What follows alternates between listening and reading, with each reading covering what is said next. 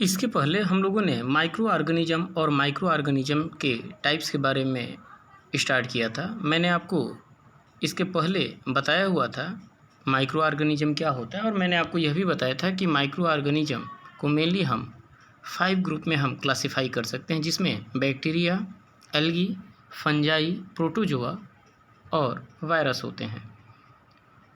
आज हम बात करते हैं फंजाई ग्रुप की। फंजाई ग्रुप जो होता है ये ऐसे ऑर्गेनिज्म होते हैं जिनमें क्लोरोफिल का अभाव होता है, यानी इनमें क्लोरोफिल नहीं पाया जाता है।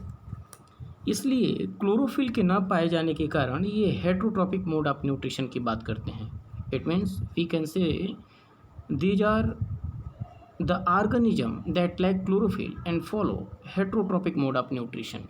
इट मीन्स इनके पास क्लोरोफिल का अभाव होता है, और जब क्लोरोफिल का अभाव होगा तो यह क्या होगा, they can't synthesize its own food, वो अपने फूड को स्वयं सिंथेसाइज नहीं कर सकते हैं क्योंकि क्लोरोफिल नहीं है। इसलिए फंजाई जो होते हैं हेट्रोट्रॉपिक मोड ऑफ न्यूट्रिशन में जाते हैं, यानी कि ये जो है अपने फूड के लिए ये अदर चीज़ों के ऊपर डिपेंड रहते हैं। खास तौर से फंजाई जो होते हैं ये यूनिसेल्युलर और मल्टी सेल्युलर दोनों टाइप के हो सकते हैं, यानी यह सिंगल सेल से भी मिलकर बने हो सकते हैं और कई सारे सेल से भी मिलकर बने हो सकते हैं।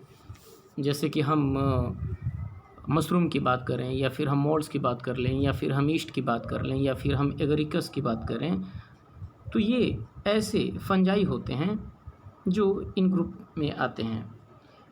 फंजाई जो होते हैं यह ह्यूमिड प्लेस पे, यानी ख़ास तौर से जहाँ पे कोई मॉइस्ट प्लेस हो, ह्यूमिड प्लेस हो, ये वहाँ पे आसानी से अपने आप को ग्रो कर लेते हैं। यही कारण है कि ये पिकल्स पे, यानी जो अचार होते हैं, पिकल्स होते हैं, लेदर के जो सामान होते हैं, या फिर जो मॉइस्ट जो प्लेसेज होते हैं, ये वहाँ पे आसानी से अपने आप को ग्रो करते हैं।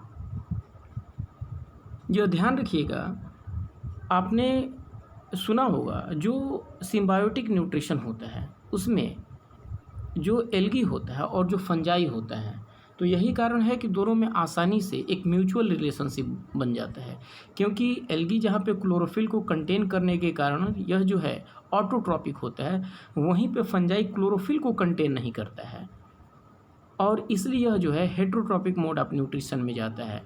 तो एल्गी जो फूड सिंथेसाइज करता है क्लोरोफिल को कंटेन करने के कारण, वह जो है फंजाई को सप्लाई करता है, और फंजाई जो मिनरल सॉल्ट्स और ख़ास तौर से हैबिटेट जो होता है वो एल्गी को प्रोवाइड करता है, और यही कारण है कि दोनों जो है म्यूचुअल रिलेशनशिप को शो करते हैं। अब हम बात करेंगे प्रोटोजोआ की। प्रोटोजोआ क्या होता है? प्रोटोजोआ ये यूनिसेल्युलर माइक्रो ऑर्गेनिज्म होते हैं, और ऐसा विश्वास किया जाता है कि जो प्रोटोजोआ हैं यह पृथ्वी पे अपीयर होने वाले सबसे पहले जीव रहे होंगे।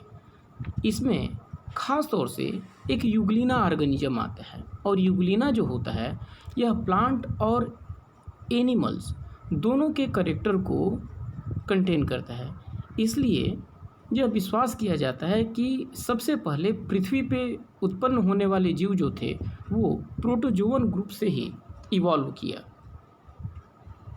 जो प्रोटोजोअन्स होते हैं इनका हैबिटेट, यानी कि जो इनका नेटिव जो प्लेस होगा, हो सकता है वह फ्रेश वाटर हो या फिर सॉल्ट वाटर हो, सॉइल, और अदर ऑर्गेनिज्म पे भी ये आसानी से अपने आप को ग्रो कर ले जाते हैं।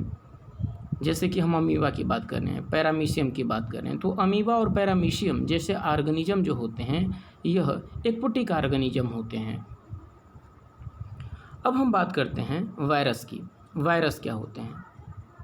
स्टूडेंट, वायरस जो हैं वास्तव में वायरस ये माइक्रो ऑर्गेनिज्म की दुनिया में यह जो है कुछ स्पेशल रीजन के कारण यह अपने आप को एक स्पेशल ऑर्गेनिज्म के रूप में डेवलप करता है। जैसे वायरस लिविंग और नॉन लिविंग दोनों के बीच का कड़ी होता है, इसलिए हम इसको कह सकते हैं कि viruses are they can be see only through an electron microscope. हम इसको जो है इलेक्ट्रॉन माइक्रोस्कोप के सहायता से हम इसको देख सकते हैं। अन्यथा क्योंकि इसका जो साइज होता है वह काफ़ी स्मॉल होता है। अभी मैंने इसके पहले वीडियो में मैंने चर्चा किया हुआ था, कोरोना वायरस जो आजकल काफ़ी चल रहा है और इसके चलते जो है आप तमाम तरह के हम सारे लोग जो है कई प्रकार की दिक्कतों का सामना भी कर रहे हैं। तो वायरस जैसे कि अभी जो आपको जो कोल्ड फीवर होता था, तो ये रेट्रो वायरस के कारण होता है, लेकिन यह जो कोरोना वायरस जो आया हुआ है, ये यही है कि इसका भी उसी तरह का सिम्टम्स है, लेकिन हम इसको आसानी से हम इसको डिटेक्ट नहीं, इसको हम देख सकते हैं, इसको जो हम डिटेक्ट आसानी से हम नहीं कर सकते हैं। अब वायरस की सबसे जो स्पेशल क्वालिटी होती है वह यह होती है कि वायरस यदि लिविंग ऑर्गेनिज्म के कांटेक्ट में जाए तो यह सभी प्रकार के अपने बायोलॉजिकल कैरेक्टरिस्टिक को यह शो करना शुरू कर देगा। यानी कि इसको उस समय जो है यह फूड को वहाँ से वह जो है न्यूट्रिएंट सब्सटेंस को एब्जॉर्ब करेगा उस होस्ट सेल से। यह जो है तेज़ी से अपने आप को मल्टीप्लाई करना भी शुरू करता है और यह अपनी संख्या को काफ़ी तेज़ी से बढ़ाएगा। यानी हर प्रकार की एक्टिविटीज़ को यह स्वयं अपने आप को रिप्रोड्यूस करेगा, यह जो है न्यूट्रिएंट सब्सटेंस को वहाँ से इनटेक करेगा, यानी हर प्रकार के बायोलॉजिकल कैरेक्टरिस्टिक को वहाँ से स्टार्ट करता है। लेकिन वह तभी ऐसा कर सकता है जब वह जो है किसी लिविंग माइक्रो ऑर्गेनिज्म के कांटेक्ट में आए। नहीं तो यदि वह नॉन लिविंग ऐसे किसी भी नॉन लिविंग ऑब्जेक्ट के पास यदि वह कितने भी दिन क्यों न पड़ा रहे, लेकिन वह किसी भी प्रकार का कोई लिविंग सिम्टम्स या किसी भी प्रकार का कोई साइन ऑफ लाइफ, यानी किसी भी प्रकार का जो लाइफ का जो सिम्टम्स हैं, जो लाइफ का जो करेक्टर है, उसको कभी भी यह शो नहीं कर सकता है। न तो जब तक यह नॉन लिविंग पे रहेगा तो न तो इसको जो है फूड चाहिए, न यह मल्टीप्लाई करेगा और किसी भी प्रकार की लिविंग कैरेक्टरिस्टिक को शो नहीं कर सकता है।